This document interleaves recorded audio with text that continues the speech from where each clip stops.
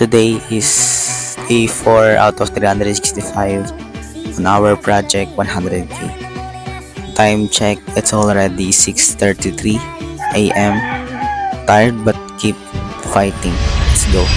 Time check, it's already 11:20 p.m. and right now gising pa ako and still creating pa ako ng content. And so today marami na ako natapos like working out, meditation. Hindi tayo nakapagbasa ng libro dahil na-busy tayo and nakapag-pray din tayo, nakapag-inom din tayo ng tubig and syempre naalagaan rin natin sa sarili natin and syempre nagawa natin yung business natin for whole.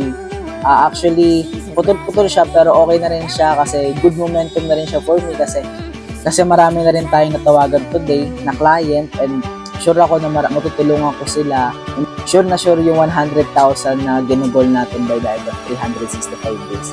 And I'm super excited sa mga results na magiging ko today, next week, next month, and also hanggang next year. What's the lesson here? So the lesson here, once na nagkaroon tayo ng momentum, wag na wag natin putulin yung momentum na nakikreate natin kasi the moment na binutol natin yon, the moment na babalik tayo sa zero.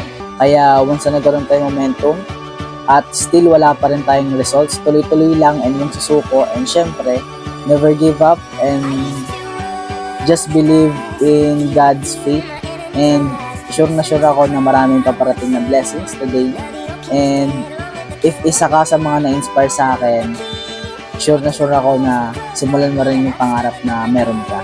Anyways, that's all and see you all on the top.